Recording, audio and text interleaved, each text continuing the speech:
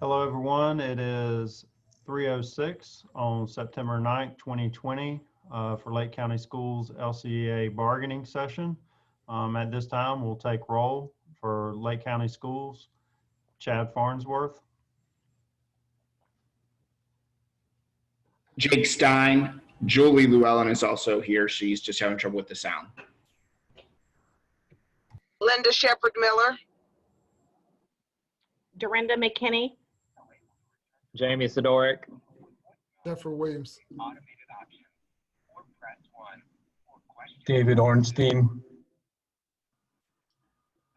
No. All right.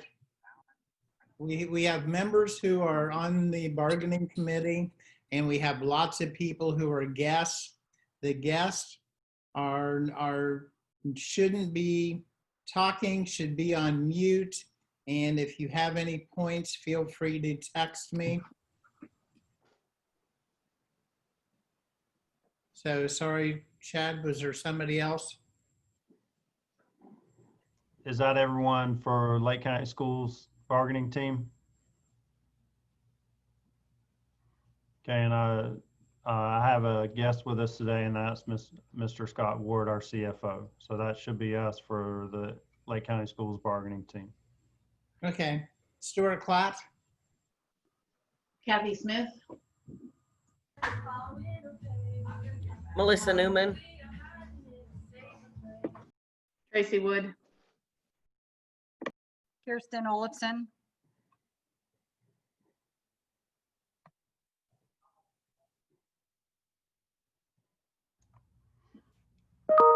I'm not for sure if Terry can actually have sound. She hears things, but I don't know whether she can talk on the phone. So I saw that she was here. She's here. Okay. She had a shield on with decorations on it, so she was here. And we also have Nicole Roll and Elizabeth Emery. And again, if I can remind folks who are guests to make sure your mics are muted so we're not hearing a lot of background noise, I'd appreciate it. Stuart, did you get me, Terry Stevens? Yes, we got you, Terry.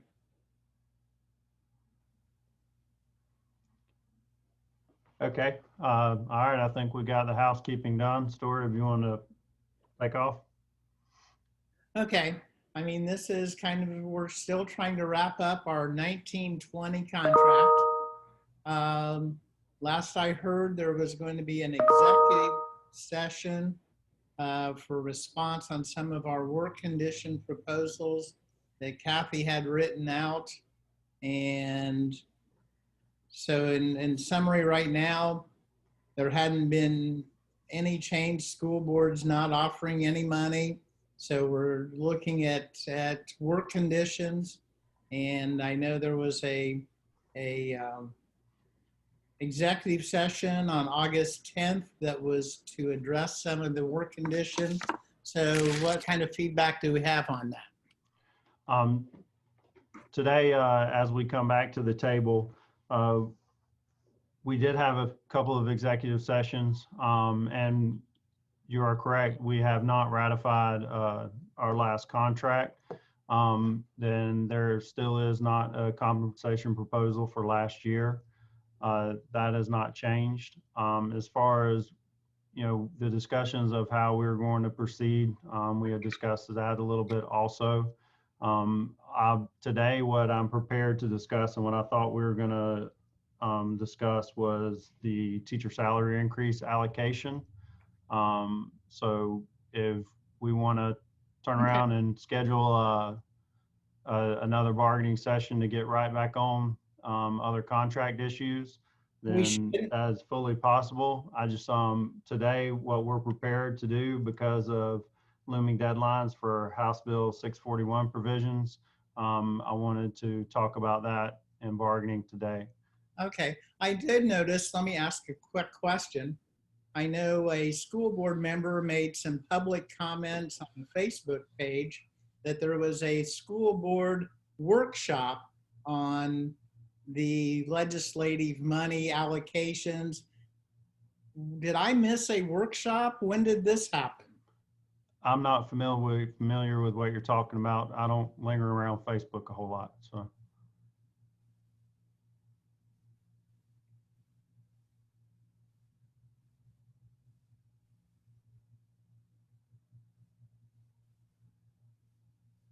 All of our school board meetings and school board workshops are properly noticed, so I guess you'd have to go back and look at your calendar.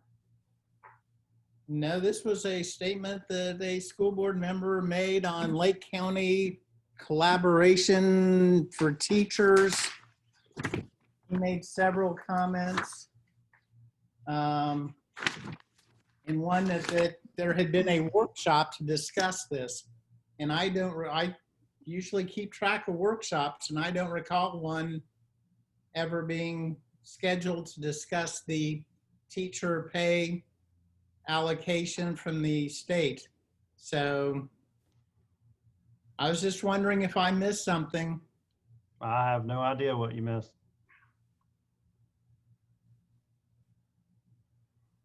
So today, if you like, I've got for looking at the teacher salary increase allocation, which most people know is the new minimum teacher salary and allocation that came from the state. What I'd like to do is give an overview of some of the provisions that are within that to help folks understand a little bit better of what exactly was approved by the state and the legislature and some of the guidance they provided on that. And then also I've got Mr. Ward here to discuss some of the numbers involved as far as the breakdown of the appropriation, proportionate share with charters, how it divides out into the different sections, and then some different scenarios of how things could look. And I'm sure you guys have some ideas in the work that you've done also. So if you're good with that, then I'll proceed. Okay. And then I may just interject some comments or questions as we go. Okay, no problem. And if any of my folks have questions, feel free to weigh in. It's as usual from the legislature. Sometimes they have some bills that are difficult to understand upon first read. So we're here. There are no bad questions. So please feel free to chime in. Scott, if you want to go ahead and did I give it host back to you yet?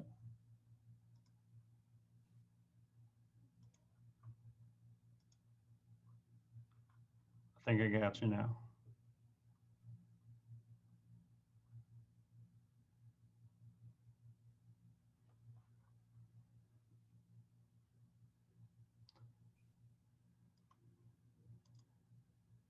Can everybody see that on their screen?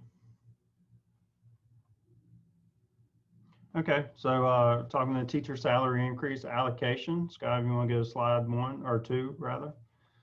House Bill 641 is what came out of the legislature this past year. And the allocation of funds, there is specific provisions and language around how we can spend those funds, and they want to make sure that those funds are going towards the improvement of teacher salary. So each school district and charter school shall use its share of the allocation to increase the minimum base salary. Before we get into this too far, there's a couple of deadlines that are stated directly in the statute, and you're required to provide your plan on an October 1st date for DOE, and it needs to be board approved before then. So that's why I wanted to go ahead and discuss the issues today. Hey, let me correct that misconception. We have to report to the legislature by October 1 because they need a guarantee that their actual allocations is being spent on teacher salary. It does not have to, it can be not approved by the school board as long as we report that it's still being worked on or is going to impasse. So there does not require the state approval. the October 1 is a reporting deadline, so they can be assured, because historically, I guess there were some situations where allocations from the legislature that they thought were going to go to teacher salaries didn't. So they wanted a report back by October 1 stating that if you have a plan, they would like to see it. If not, you can continue working, but they do want to have an update, and they want assurances that the money is indeed being used for teacher salaries. Okay, thank you for that. I think I said that they request that you submit a plan to DOE. So just so everybody's really clear, I'll read directly from the law. Each school district superintendent and each charter school administrator must submit its proposed salary distribution plan to the district school board or the charter school governing board as appropriate for approval. For us to meet the October 1st deadline for DOE, that'd be September 28th board meeting. To each school district. You said. Excuse me, if you can just let me finish talking for a second, Stuart. It says district school board by October 1st. Go ahead. Have you read the law? Yes, I have. Okay, well, so part 1 of the law, each school district superintendent and each charter school administrator must submit its proposed salary distribution plan to the district school board or charter school governing body as appropriate for approval. 2, each school district shall submit the approved district salary distribution plan along with the approved salary distribution plan for each charter school in the district to the department by October 1st of each fiscal year in a format specified by the department and provided as follows. By December 1st, each school district shall provide a preliminary report to the department that includes a detailed summary explaining the school district's planned expenditure of the entire allocation for the districts received pursuant to paragraph 8. So there are some, they are requesting that a plan be approved by the school board and submitted by October 1st. Oh, well, yeah, you have to Department of get my number and Education. call me because we don't pop the door open. So you want to leave that in here? So we have. Yeah. Where you been on campus since You've school got a got out? member that needs to. Oh, okay. So we need to report by October 1st, but a plan doesn't have to be totally approved, as we can report that we're still working on a plan. That is correct. There are provisions that if you do not have a plan submitted by October 1st, that you would tell your board and you would go into why you've reached an impasse and cannot meet the October 1st deadline. So I'm not exactly sure. I'm just stating what the law says. I don't know exactly what your thoughts, where you're headed with that, but I'm just stating that we've got some time to work on it and submit a plan and have it approved by the board and submit it on October 1st, and we'll meet all proper deadline without going through an impasse. If we can. Okay. So it's a reporting date. Okay. Scott, if you want to go to, I'm sorry, I was looking at the wrong screen there. So there are some restrictions on how the funds can be used. Each school district and charter school use its share of the allocation to increase the minimum base salary for full-time classroom teachers. And just like we found in Best and Brightest, the full-time classroom teacher is something that they commonly use, and it's defined in 10-1201 2A, and plus the certified pre-K teachers funded in the FEFP, which that's basically your ESE pre-K teachers. To at least 47.5 or the maximum amount achievable based on the allocation and as specified in the General Appropriations Act. So most of what the allocations that were given to districts, while they set a goal of 47.5, they did not provide a large enough allocation for most districts to hit 47.5 for the minimum. Other provisions, the term minimum base salary means the lowest annual base salary reported on the salary schedule for a full-time classroom teacher. No full-time classroom teacher shall receive less than the minimum base salary as adjusted by this subparagraph. And they're referring to the subparagraphs in 641 directly, because there's two paragraphs that guide the two sections there. This subparagraph does not apply to substitute teachers. Next slide. In addition, each school district shall use its share of the allocation to provide salary increases as funding permits for the following personnel. And this is where your two defined sections are.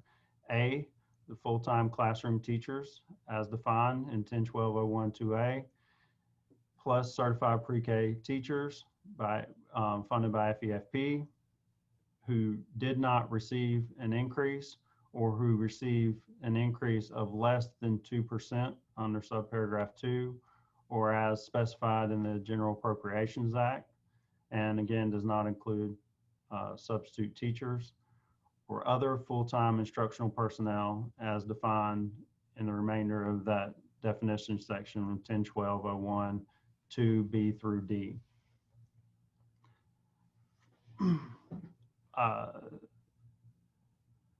The school district may use funds available after the requirements of subparagraph 1 are met. So after you meet that 47.5, you may use the funds to provide salary increases pursuant to subparagraph 2, which are your folks that didn't get, that did not receive the 80%. We'll discuss that 80-20 in a few minutes. A school district shall maintain the minimum base salary achieved for classroom teachers in a subsequent year, unless specifically authorized by the General Appropriations Act. Each school district will submit the approved district salary distribution plan along with approved salary distribution plan for each charter school in the district to the department by October 1st of each fiscal year. And the General Appropriations Act, House Bill 5001, is where they establish further guidance beyond the 641. And that's where the 80-20% comes into play. That's something you've heard so much about. So 80% of the allocation is provided for districts to increase the minimum base salary. Full-time teachers, as we mentioned before, defined in 10-1201-2A, plus the certified pre-K teachers are the ones that fall into that 80% to at least 47.5 or the maximum amount achievable based on the district's allocation. And then your 20% of the total allocation plus any remaining funds from the district share of the 80%, if you were to meet the 47.5, shall be used by the school district as specified in 10-11-6-2. So now this is where the numbers come into play and things start to flush out, and it's a little bit easier to understand. So I've asked Mr. Ward, our CFO, to come and present some numbers to you guys. And Scott, I'll hand it over to you now. Okay, thank you, John. Good afternoon, everybody. Just real quick, our district received a $7.7 million allocation. It was based on the second calculation of FEFP for the district. And they have already informed us that that will not be adjusted up or down. So we don't have to worry about if we lose students, we lose money, or the opposite. If we gain students, we will not gain any more additional salary increase.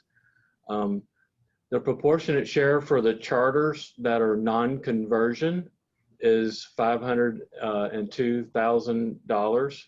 The reason why we only allocated proportionate share to the non-conversions is because the conversion charter school employees and teachers are included in our unit. So we left their money with us, and all of the charter schools that are conversion charter schools agreed to do whatever all of the other district does. So we're all grouped together in all of these calculations.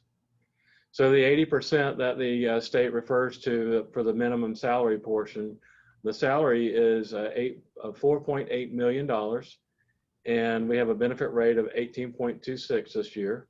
And so the benefits for that would be $888,957. So the total portion, or 80% of the 7.196 million, would be $5,757,000. And then the 20% portion that gets allocated for additional salary, it's $1.2 million is for the salary. Again, the benefit rate is 18.26, and then which is $222,000 in benefits, or a total of $1.439 million for the 20% additional allocation. So the total there at the end, you can see the total salary is a little over 6 million. The benefits is 1.1 million, and therefore the total for the district, including the conversion charter schools, is $7.196 million. Any questions on how that was allocated out? You're only looking at what, 18%? Is that just for the teachers, or are we looking at that as an increase across the board for all? Because wasn't there an increase in FRS? So that is the new FRS rate on the $4.8 million for the 80%, and it's the new FRS rate and the tax portion, obviously for the benefits for the 1.2. So it's just only additional money. So the benefit portion, the taxes and FRS are just the additional money. It's not on anybody outside of the additional money.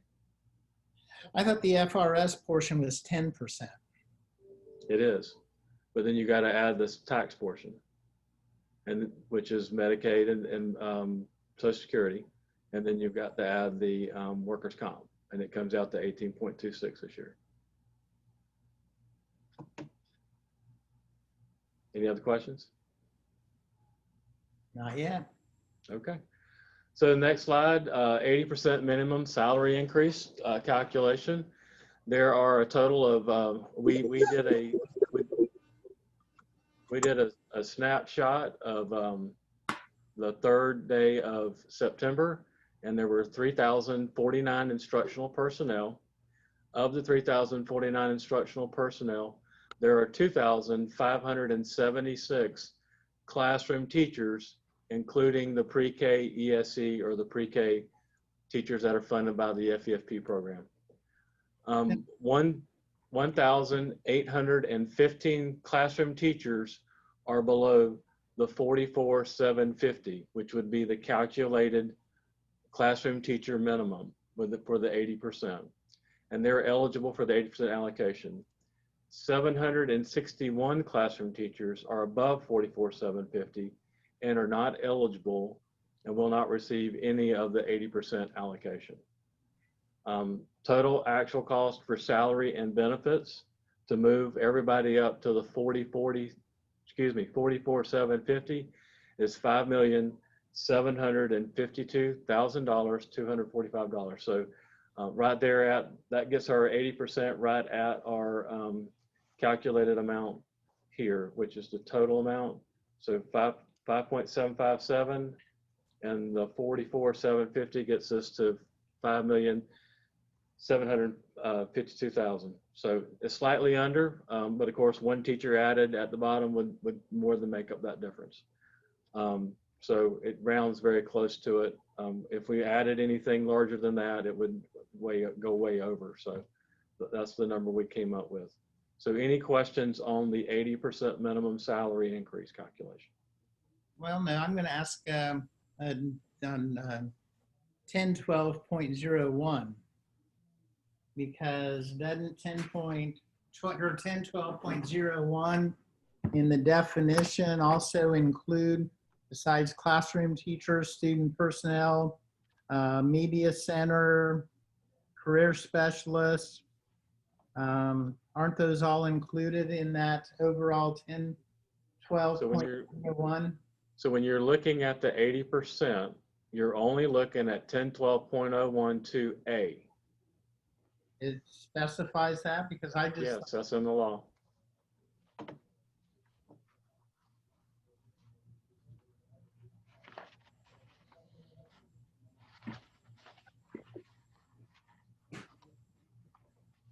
okay, go ahead. Okay, and the only addition to the 1012.012A is the language that says pre-K teachers that are funded in the FEFP program or pre-K ESE. Any other questions about 80% before I go to the 20? Okay. So the 20% minimum salary increase does have some different rules on it. I thought I'd go over some numbers. So 1,600, sorry about that, 1,600 classroom teachers receive 2% or more increase from the 80% allocation. And the way that the law reads is if they receive more than 2% on the minimum allocation, they're not eligible for a portion of the additional 20% allocation. 976 classroom teachers will receive less than 2% increase from the 80% allocation and are eligible for a portion of the additional 20% allocation. 437 other instructors, those are the ones that are in 212.012 B through D, are eligible for a portion of the additional 20% allocation. The 36 non-ESE pre-K are not eligible for either of the 80% or 20% allocations. So they are never covered under this salary increase allocation. So any questions about that before we go on? Okay, no, go ahead. Okay. So just for thought process and ideas, we were trying to anticipate some common ways to allocate the 20%. We've come up with some very generic basic standards, really just to give everybody an idea of what the 20% could do.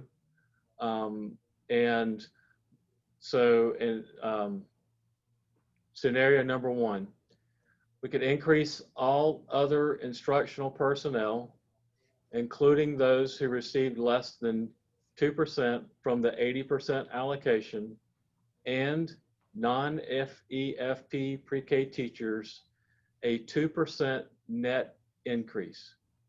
A 2% net increase means that those who are eligible to receive the 20%, who also received a portion of the 80%, would not make 2% on top of the 80% portion that they got. They would net together for 2%. So I wanted to be very clear about that. This is not in addition. This is a 2%, including their 80% portion that they received. Those would cost $1.5 million. That's a little bit more than the 20% allocation, but it does include those non-FEFP pre-K teachers, which have to come from another funding source anyway. And so the district would pay an additional $79,475 on top of the allocation from the state. Any questions about that scenario? Not yet. Okay, and when I get to the end, I've got another slide that's going to show you some comparisons, just so you can kind of understand some of how these will calculate at various salary levels. Scenario number two, you could increase all other instructional personnel to the 44,750. Remember, those that are outside of the classrooms, those instructional personnel are not held to the requirement to be moved to the minimum. However, if you agree to move those to the minimum, it does eat substantially into the amount for everybody left that's above the 44,750. So including all non-EFP teachers, that would increase all instructional personnel who receive less than 1.4% from the increase to the 44,750, provide them a 1.4% raise. So as you shift that money to make the classroom or the non-classroom minimum match the classroom minimum, you eat up substantially your funding, and then you can only afford to do a 1.4% raise for the rest of the instructional personnel. Again, salary and benefits is 1.5 million. District would pay an additional 80,831 for that to round out. Any questions about scenario number 2? Okay. Scenario number 3 is kind of like the first scenario, but instead of doing a percentage rate, it's coming up with a flat dollar amount for everybody.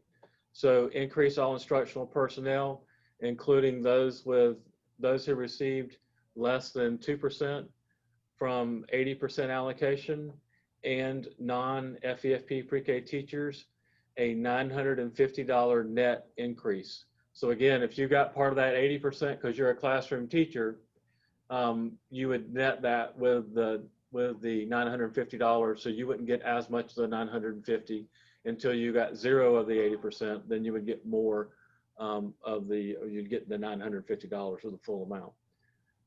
That salary and benefit cost is $1.5 million. The district would pay an additional $73,219. And then scenario number 4, again, increase all other instructional personnel to the 44,750, which would match the classroom teachers, including non-FEFP pre-K teachers. Increase all instructional personnel, including those who receive less than 2%, from the increase to 44,755, and non-FEFP pre-K teachers, a $795 net increase. That would cost $1.5 million. The district would pay the additional $84,390. So 4 scenarios that we came up with, just to kind of get some ideas about what you could do or decide to do with that 20% allocation. Any questions about the scenarios before I go on? Okay, I'm going to stop sharing for just well, I might be able to do it this way. Stop sharing for just a second and then get a different page.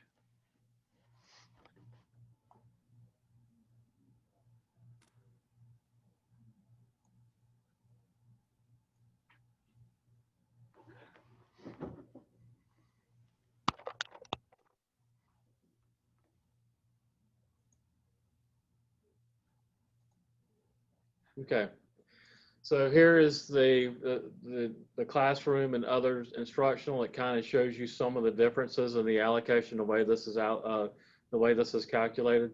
So our minimum salary is $44,400 right now.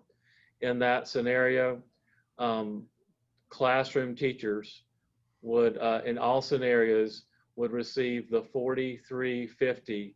That would bring them to the $44,750. But because they got more than 2%, they wouldn't receive any of the 20% allocation. So you can see how that impacts the classroom teachers.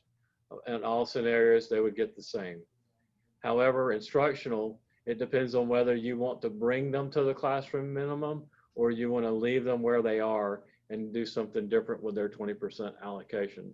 So in scenario number 1, recall we were saying that 2% across the board for all of those who didn't get 2% with the 80%, and that 2% would be net. So in this situation, the person making $40,400 that's not in a classroom would not receive any 80% calculation. However, they would receive $808 or 2% of their current salary and be moved up to $41,208. In scenario number 2, recall we said that we were going to match the beginning salary for the other instructional to what the classroom minimum is. So they would get $43,550, and they would look just like a teacher, classroom teacher, and that in the first scenario is making $40,400. They'd get $44,750. Scenario number 3, where they get a flat rate above their current salary, they would receive all $950 because they would not receive any of the 80% allocation, and they would be at $41,350. And then scenario number 4, they would receive the 40,400. They'd receive the 4,350 to get them to the classroom minimum. And then they would not receive any of the 20% allocation because it would be in excess of that 1.4% already. So you can kind of see what it does for our minimum teachers. And then the next one is 44.5 in this scenario.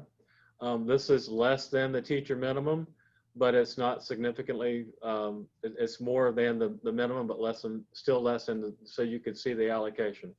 So in scenario one, they would receive $250 to get them to the 44,750.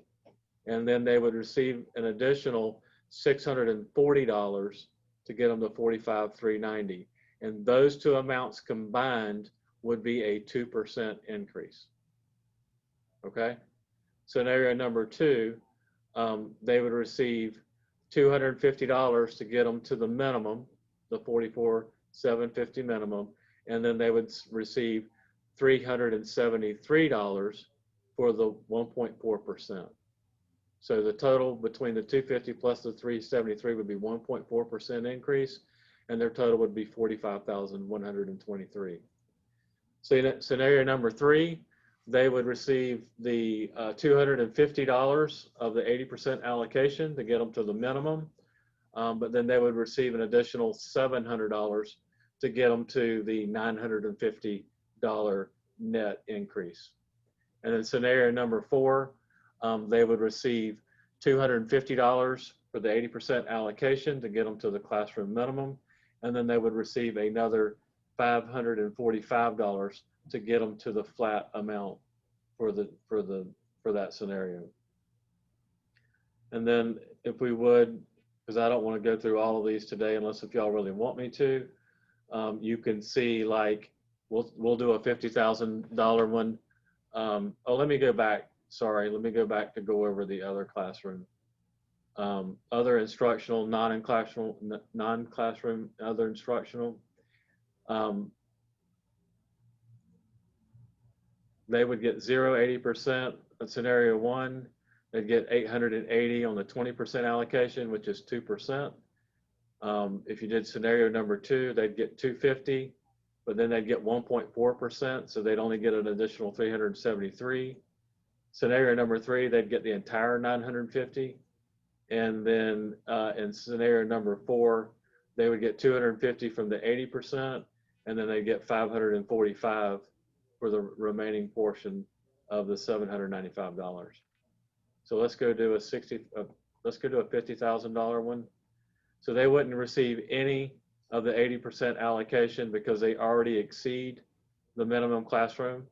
And then they would get $1,000, which would be 2% of $50,000 in scenario number one. Scenario number two, they would receive $700, which is 1.4% increase. Scenario number three, they would get the flat full amount, 950. And then scenario number four, they would get the additional 795. So as you go down and look at the different salaries as they increase, scenario number one increases and scenario number two increases, but the scenario number three and scenario number four remain the same because they're flat amounts. So scenario number one, the 20% allocation would be $1,200, which is 2% of 60,000. Scenario number two would be $840, which would be 1.4%. Scenario number three would be the flat 950, and scenario number four would be the 795. And it would be the same for other instructional because they're over the minimum. Are there any questions? Please feel free to ask anything you would like on these different scenarios. Now I know, well, this is another idea.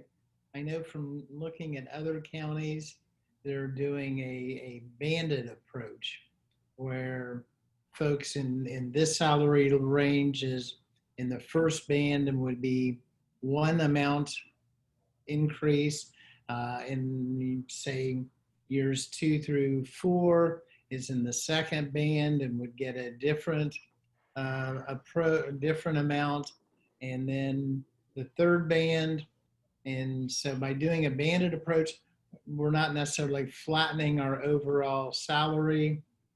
I know a lot of counties are doing that. Have you thought of doing something like that, or is that a discussion we can have? So what I can say is, if you read the statute, you read the law, the 80% cannot be banded. I know Flagler County is one of the ones that have submitted a plan. However, they're over the 47.5. They're over the 47.5. So their 80% allocation can be spent exactly like the 20% allocation.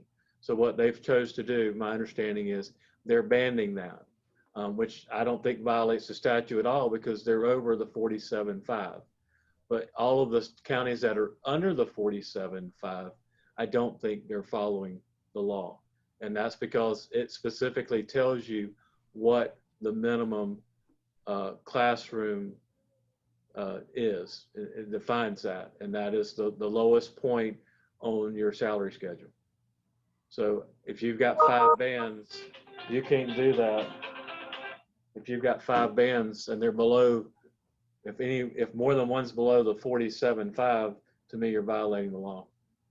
Well, we've got 2,500 teachers who are below 47.5.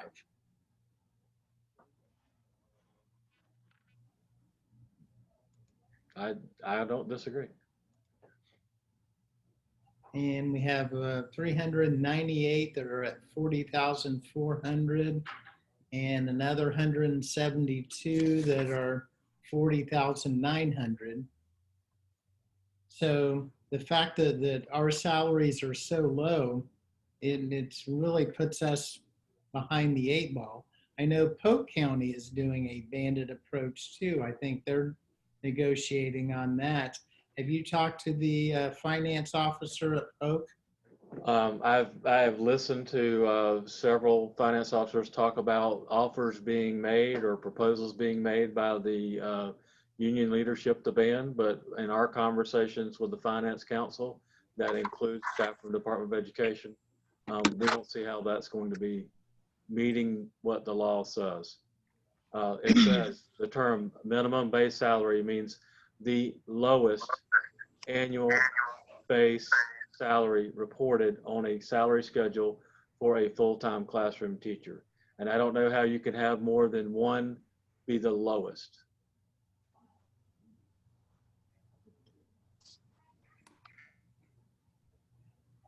And from the negotiator standpoint, this is the same thing I'm hearing also, Stuart. There have been proposals that put out there, but the guidance they received was similar to ours, that it doesn't meet the law for the banded approach.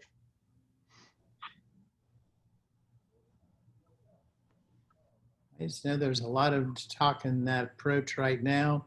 I think Palm Beach and Brevard are both talking it as well.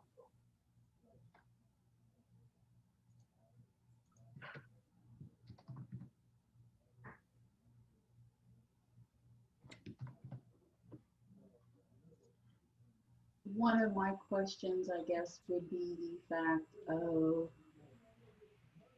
I guess, how did you come up with the 44,500? So basically what I did was I took all classroom teachers in a spreadsheet, lined them up by how much salary they had. I had their base. I did not use any teacher supplements or degree supplements, but any of their performance pay was added to that to come up with their base salary, which meets the definition of base salary in the statute. And then I basically calculated an equal amount for everybody until I got to that minimum number, and it used up all of the money that was set aside in the 80% with benefits. So not real scientific, but just kept adding and then playing with numbers until I could come up with a number that, when you totaled it all together, came up with the amount of the 80% allocation.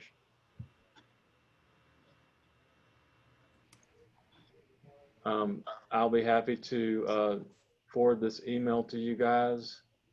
Give me just a second. Stuart, I just had a question. Okay. My concern is that they're basically saying that we're going to give veteran teachers $950 raise at the maximum, and beginning teachers are going to get a $6,000 raise at the minimum. Is that correct? No, what he presented were just some scenarios we brainstormed around, and that wasn't distinct in any one scenario. I believe scenario one lays out, I mean, in concept, if you're trying to say that beginning teachers are going to get more of a raise out of this than your veterans, you're correct in stating that. But the scenarios that present the numbers you just said, there were some numbers that were greater than that for the veteran teachers. Well, my concern there, Chad, is that Diane said she was really going to be working on that for veteran teachers, because I'm one of those, as many, that lost the 6,000 whatever loyalty for Lake County schools, because that was the year that Bill Mathias voted against it and he got everybody to vote with him.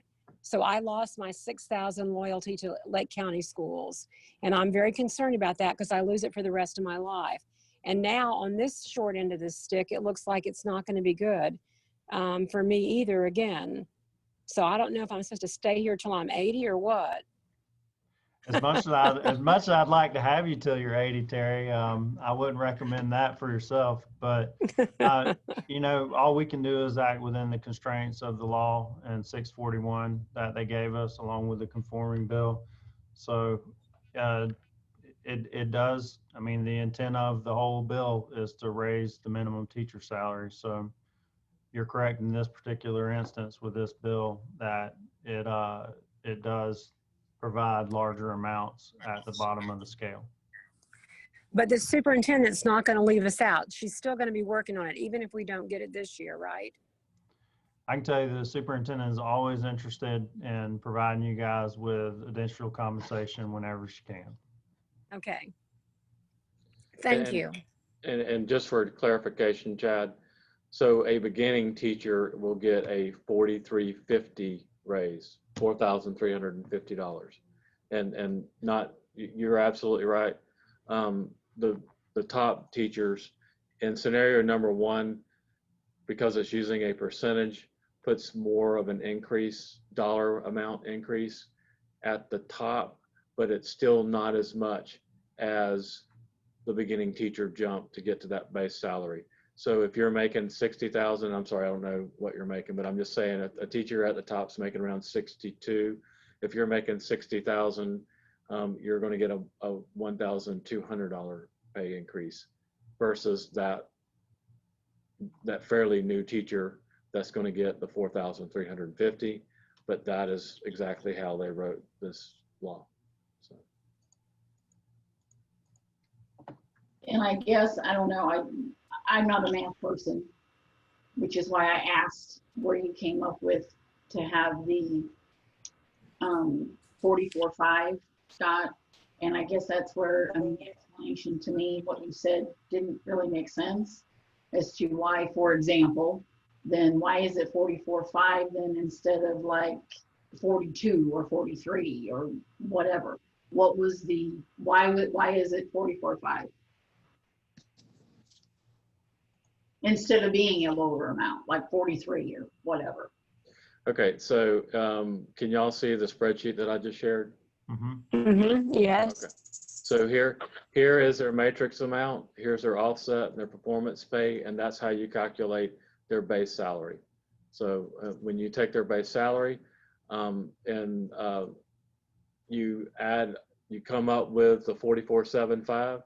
So if this salary is less than this number, then you subtract the two, and that's what comes up with this number here. And if you go down the list of all teachers, as the base salary increases, you'll start to see that the teacher minimum increase starts to decrease all the way until you get to, and I know I'm going fast, but I'll slow down here in a second, all the way until you get to here, which is 44,721. So we just said 44,750 would be the cutoff. And column S, when you get down to the bottom and you add it all up,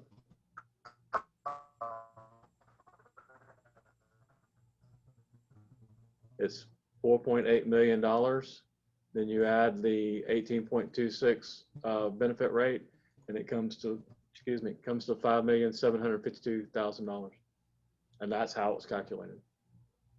And if you look, it's because they're sorted by their base salary. Everybody after that makes more than that minimum. So everybody makes more than 44,750 from there on down, so they don't get any of the 80%. That's really how I did it. So again, I guess it's just not making sense to me because so why is that how it was calculated to be the 44,750? Because you basically have people that are defined to be eligible and qualify, and then you have a certain dollar amount that you can spend in that 80% to direct towards it.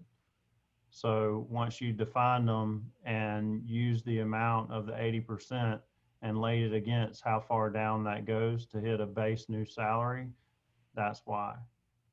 Scott, does that make sense? Yeah, I was trying to get the actual. So when you calculate out our portion of the teacher salary increase, this is the 80%. Okay, so equals that minus that. There's a $5,000 difference right there. So if you go up here and change this number, let's say we do 42.5, you go back all the way down. So now we've got 3.9 million. So you didn't use enough, so you got to increase it. So when you increase it back to 44,750, it will go back to what the amount we just had. If you go over that, let's just say we go to 44,775. Everybody changes, come back down. Now we've overspent $46,000. So just that little bit makes that much of a difference for everybody. So basically, we just come in and adjust this number up and down until we got as close as we could to that target. And why do you have to do it that way? Why do you have to have, I guess, you know,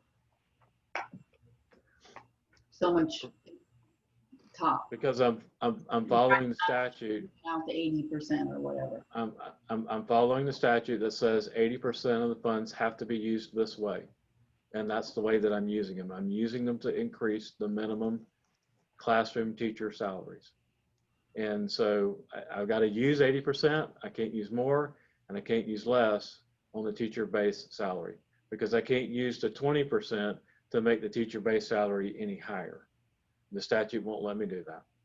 And it won't let me go any lower because I'm supposed to use all the money up on 80% increasing the minimum teacher salary. So that's what I've done.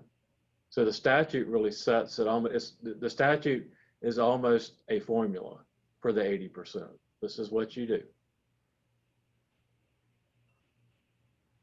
So what do we tell the teacher who 14 years experience and a brand new teacher is making More than them. the same amount they are?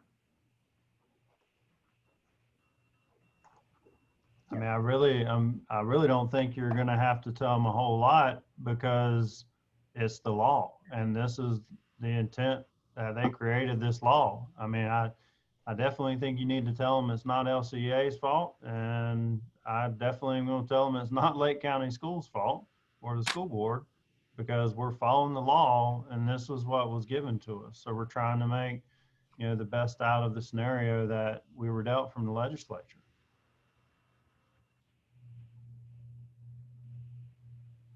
Well, I know Swanee, Your interpretation.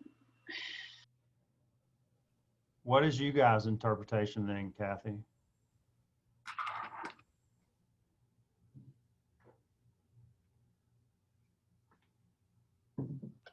Other districts are not having almost $5,000 raise, you might as well say.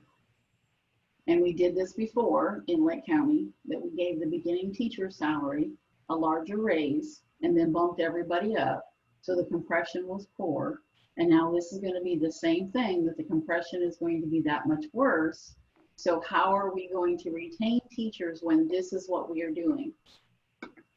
I thought you were saying interpretation of the law and how we're supposed to follow it. When you said it was our interpretation, do you have a different interpretation of the law of how we're supposed to manage this allocation?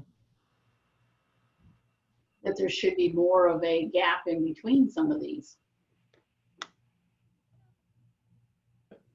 I'm sorry, but I've gone on through the law. I don't see any interpretation creating more gaps in the 80% allocation for minimum salary.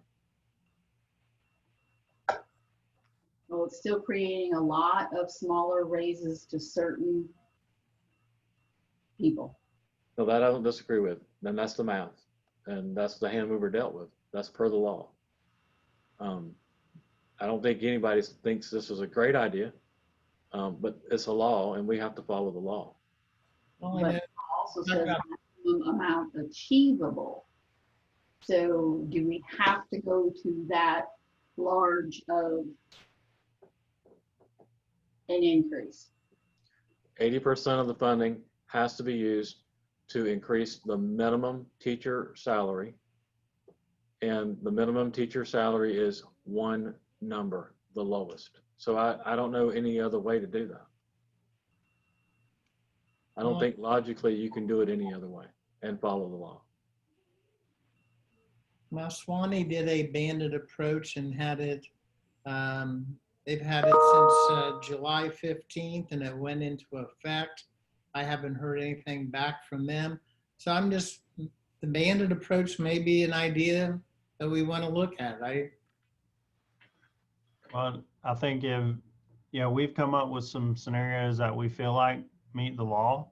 And if you guys, I know this is a lot of information at once, but it's also something where where we have contracts and language and things have taken time, but anytime money comes into play and it's available, we want to try and get to our folks as quick as we can.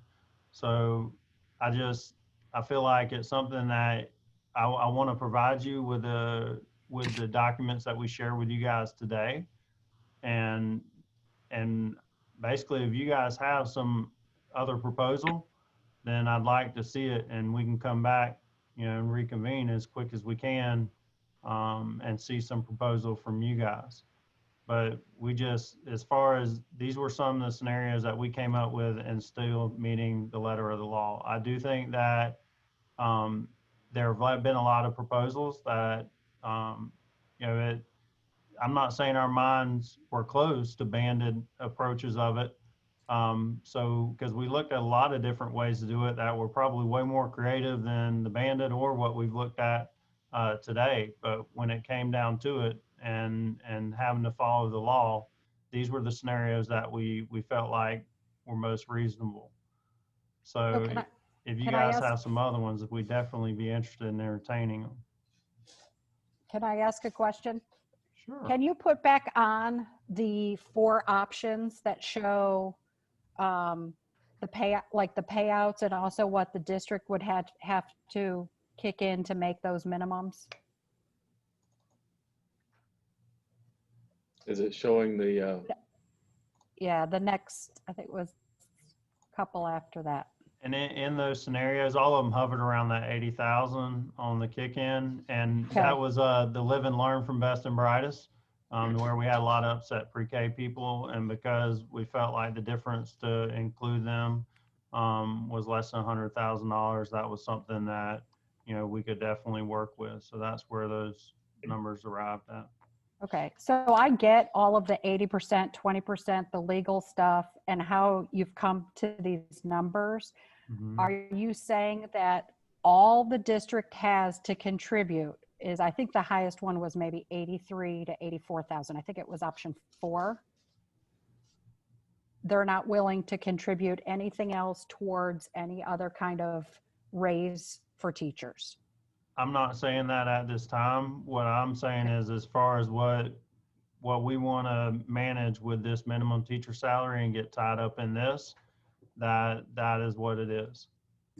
Because I think that's sort of where Kathy was trying to get at. She's not saying that we don't understand the law and we have to apply the law. We went through this with Best and Brightest, but she's talking those gaps. So what is the dollar amount, the full dollar amount that the county has to contribute, so that maybe that excess money, if there is money, could be used to separate those gaps? I think is where she was trying to go. Good question. Uh, Thank you. I do not have an amount of money that I can bargain right now today for additional teacher salary.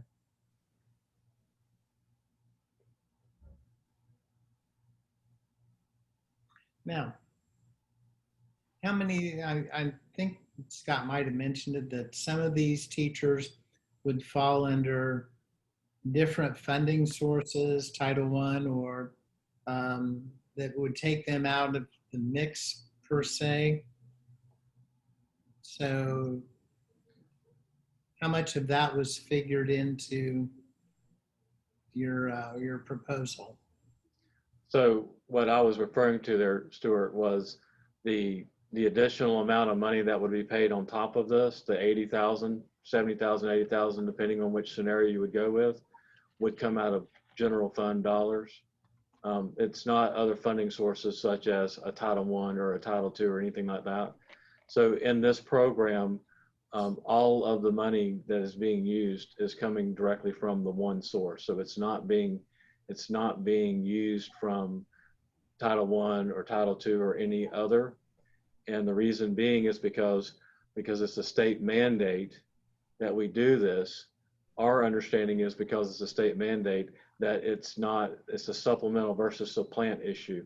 If we use the Title I funds, we would be supplanting versus supplementing. Because we're required to do it, they consider it supplanting.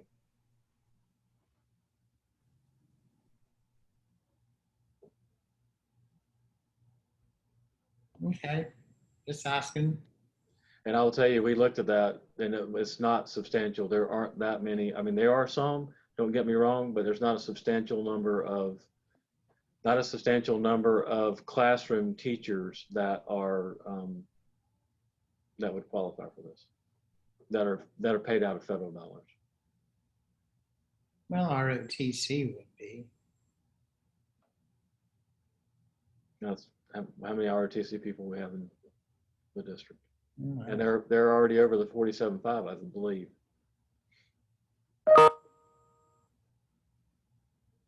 Most likely, yeah, and not many.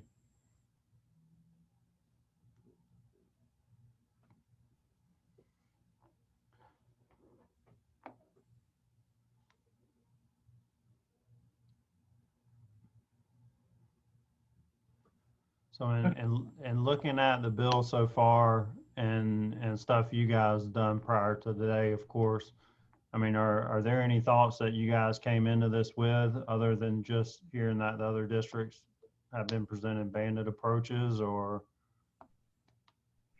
And Chad, if you'd like, I'll be happy to share the email from the Department of Education, Susan Okay. Pridgeon, who said that she doesn't believe that meets the law.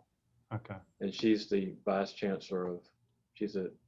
deputy vice chancellor of education But there over are all the finances. who've implemented it, so I'm sorry? there are already counties who've implemented it, though, aren't there? Anybody that has implemented this will likely experience what the folks who implemented Best and Brightest contrary to the law. They'll be paying that back as soon as the auditor hits the door. Then they're. Check on that. What's that? I'll check on that. Okay. So we can send you the supporting documents that we use today, so you guys can take a hard look at them. We've interpreted the law to what we believe is accurate and following the law with the 80%, and then the 20%, provided some scenarios to get the wheels turning. So I'm not necessarily, I'm not sure I would exactly call this a proposal. What I would call it is, just providing some information and how we feel like we can operate together in the framework of the law. And, we'll be interested to see what you guys have to bring back as some ideas. All right. So how much time with a goal of meeting the October 1st deadline, how much time would you guys need to take a look and consider options?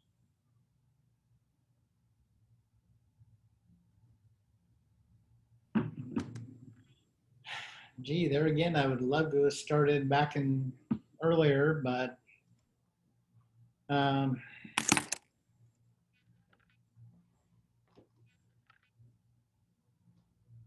we may just have to report to the state that we haven't come to an agreement yet. I guess that would entail probably going to impasse. So if I would hope that we could avoid declaring impasse, because that's going to keep money out of people's pockets. And I don't know of any impasse issue that takes less than about 120 days or somewhere around there.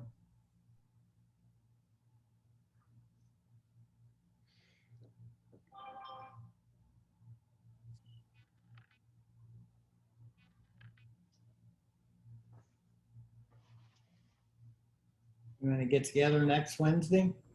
Yes, sir. That sounds good. Kathy, is that all right with your schedule?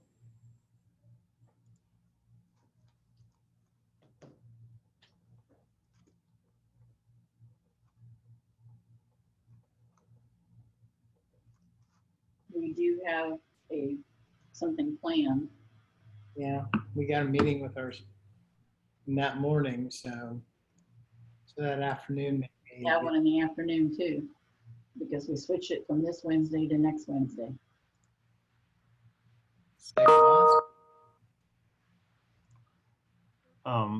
Any What do we have Wednesday afternoon? A meeting at a school? Yeah.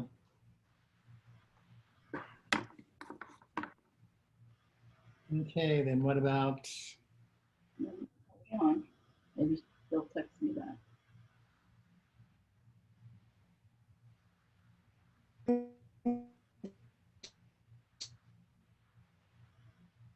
Tuesday? I'm good with Tuesday. It'll probably just need to be a little bit later since folks won't be on early release. And I know there might be a few members of my team that cannot make it, but that's okay.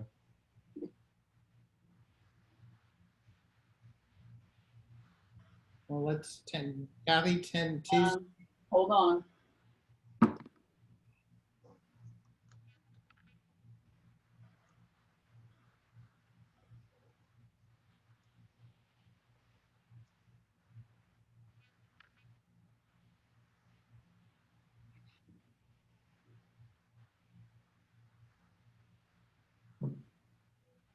Okay, yeah. So what do you want, Tuesday then? Yeah, we'll have to.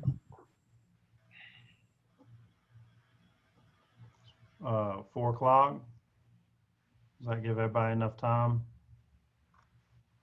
Or 3:30? I know, I can't remember what time we do when we're on non-early release days. 4 o'clock might be okay because of the middle school people, but I know now we don't have to travel, so that a lot of times that may not be good. I don't know. With classes, they may not be able to get on at 3:30. All right, so 4 o'clock Tuesday. Okay. Okay. and we'll send those documents to you guys immediately. Well, let's say 3:30 because we got it. Okay. Because I've got a Q&A with new teachers on Zoom at 5. Not on that day. Oh, it's not on the 18th? Tuesday. He's talking Tuesday, 15th. Yeah. Oh, okay. Oh, okay. Let me get in the right month. All right. Tuesday, 15th. We're good. Okay. All right. We'll see you guys early next week. Anybody have anything else before we log out? So there wasn't a school board workshop. Did you discuss this at a school board executive session on August 10th? I'm trying to just get our timing here. Let me go back and I'll tell you, let me look at the date here of our last executive session because we had 2 executive sessions. We had an executive session on the 10th and we had an executive session on the 17th, I believe. And we talked compensation in both of those. Can I throw one more thing out before we close? I am just curious, and I do like how you came with 4 different options, and we had that consideration based on what happened last year with Best and Brightest. So I like how you've presented stuff today.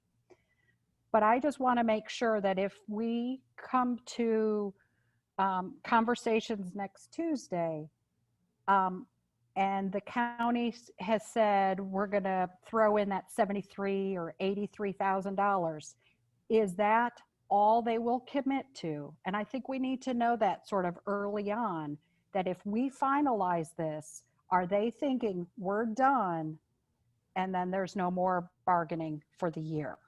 Dan, that's part of what Kristen, to answer your question about Kirsten, the way I can answer that the best I can right now is that in my mind, this would not end bargaining for the year. We've got tons of bargaining to do. And my goal is we've been given money by the state to get to teachers and we need to get it to them. And whatever's signed off here is not going to change anything and impacts down the road. And that is in stone at that point. If we commit to distributing this however we distribute it, it's a set amount. And I'm sure you guys' memories will not forget what that is, and I'll be reminded of it frequently. Thank you. I just wanted to clarify. Well, but to clarify, any other monies still has to be given to everybody, not just, and there again, then everybody would get and receive more money, including the people that are already receiving $4,300 raise. I'm sorry, what now? If we would continue, then let's say, okay, the county says, yes, scenario here. We have, extra money here. We have, $1 million, let's say, and we have money. Well, that money would have to be distributed through everybody, correct? Which again would give them more money to the beginning teachers, to that beginning salary, not just to veterans, which is what we are trying to get more money for our veteran teachers versus any money in future negotiations at any time, if it's bargained, there's freedom within the bargaining process, where that doesn't exist in some areas of how this goes out.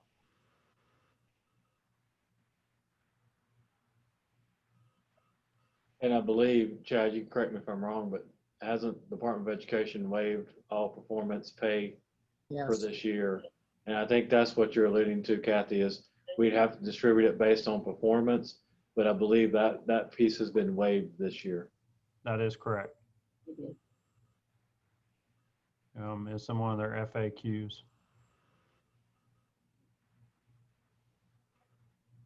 Okay, before we leave, my bargaining team, if you can go to my Zoom room, and you should have the the room number and I will send it to you anyway. And we can meet afterwards.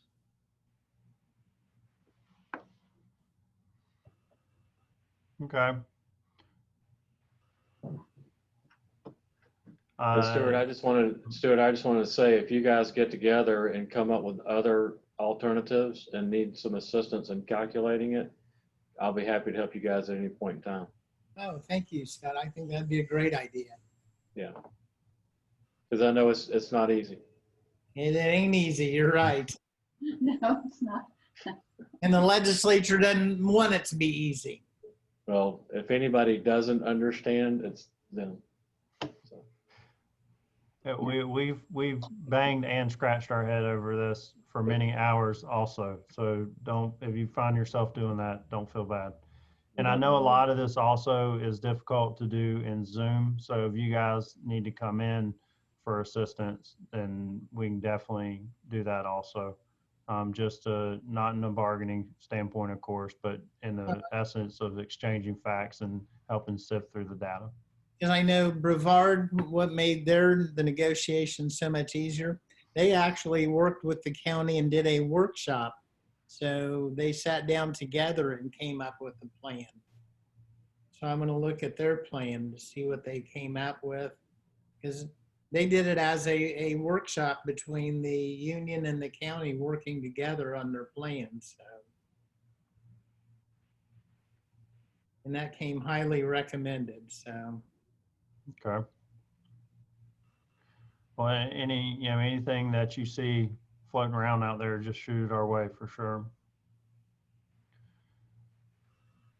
Scott, if you want to hand hosting back to me.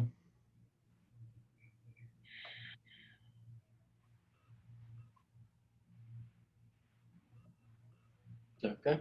Okay. All right. Well, if there's nothing else, then we'll see you guys at 4 p.m. on 9/15. And it is now September 9th at 4:23 p.m. and we're ending bargaining.